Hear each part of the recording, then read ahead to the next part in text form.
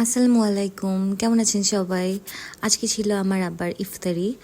তো সকাল থেকেই মোটামুটি কাজকাম শুরু হয়ে গেছে। এখানে সবাই হেল্প করতেছিল, সবাই কাজ করতেছিল, সবাই আমাদের আত্মীয়, সবাই আমার চাচা চাচি, তারপরে হচ্ছে গ্রামের ভাইরা, সবাই এরকম। তো এখানে আবার ওরকম আলাদা করে কাউকে করা লাগে না, সবাই সবার মতো করে হেল্প করার চেষ্টা করে, নিজেদের নিজ নিজ জায়গা থেকে সবাই অনেক কাজ করছে, অনেক হেল্প করছে। তো সকাল থেকেই এরকম রান্নাবান্না শুরু হয়েছে। আর আব্বু আর সবুজ মিলে এখন এই ভোরবেলা দেখতেছিল গাছে কেন আম হইতেছে না, এখন আমের সিজনই আসে না, কাজ শুরু হয়ে গেছে।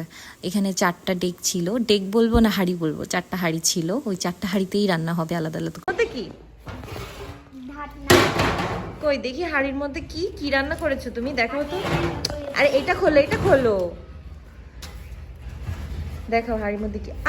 কি রিদন, কিচ্ছু নেই তো। কিচ্ছু নেই তো, কিচ্ছু রান্না করোনি।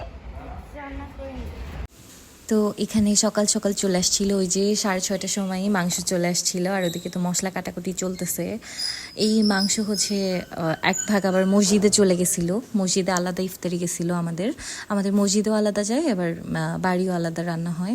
তো মসজিদেরটা তো ওরাই রান্না করতেছিল, আর আমাদের বাড়িতে যেটা রান্না হয়েছে এটা রান্না করছিল আমার চাচারা মিলে।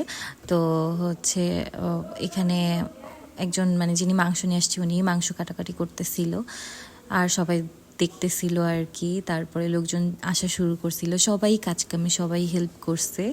তারপরে 8টার দিকেই মোটামুটি রান্নাবান্না সব শুরু হয়ে গেছিল। আজকে ইফতারিতে দেওয়া হচ্ছিল তেহেরি।